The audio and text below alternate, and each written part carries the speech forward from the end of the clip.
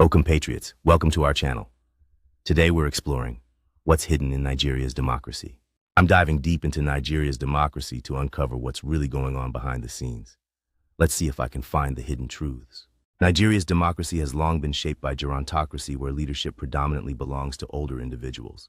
Former Presidents Olusegun Obasanjo, Umaru Musa Yar'Adua, Muhammadu Buhari, and the incumbent Bola Ahmed Tinubu all assumed office in their 60s or 70s.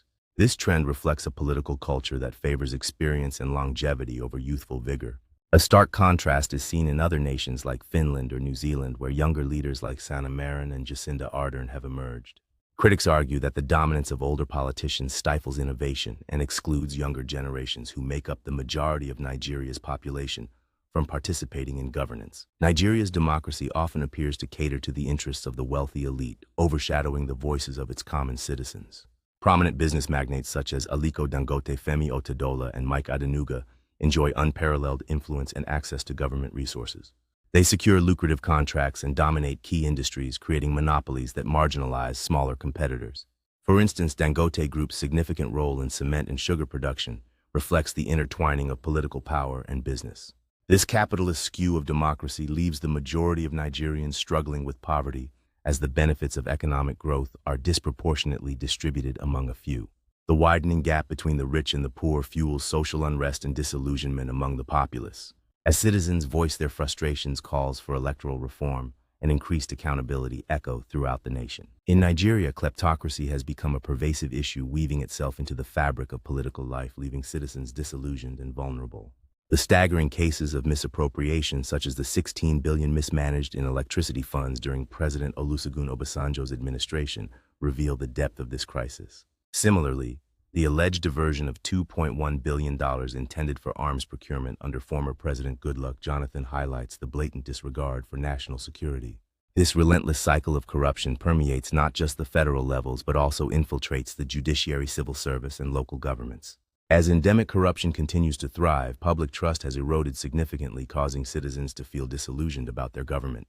The consequences of this kleptocracy are stark, with critical sectors like healthcare and education facing severe underfunding and neglect. In Nigeria, a troubling characteristic of democracy mirrors a kakistocracy, as the government is often led by individuals with questionable qualifications and integrity.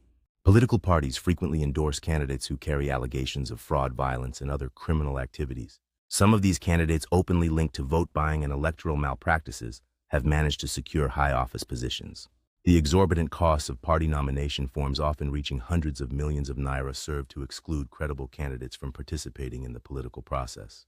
This system allows wealthy yet unprincipled individuals to dominate the political landscape, sidelining those with genuine intent to serve. As a result, public trust in government deteriorates, leading to widespread apathy and disillusionment among the electorate. In this environment, the absence of accountability fosters corruption and inefficiency, undermining the very foundations of democracy. In Nigeria, a troubling cycle of power recycling among a privileged elite undermines true democratic governance.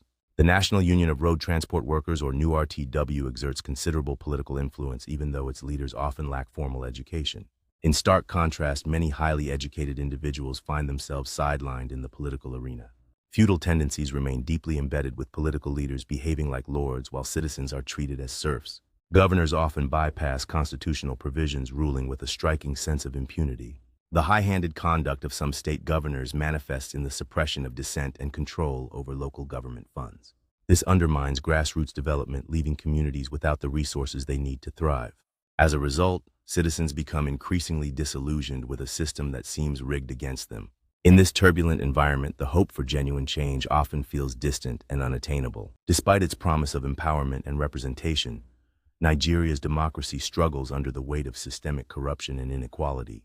The political landscape is dominated by aging leaders who often prioritize personal gain over public welfare.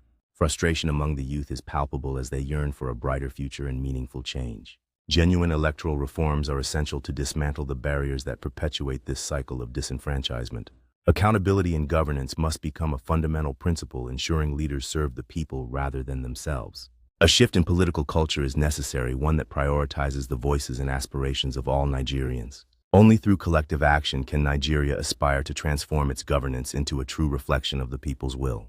The dream of a government by the people and for the people can only be realized when every citizen is actively involved in the democratic process. I'd love to hear your thoughts on Nigeria's democracy. What challenges do you think are the most pressing, and what reasons do you see for hope?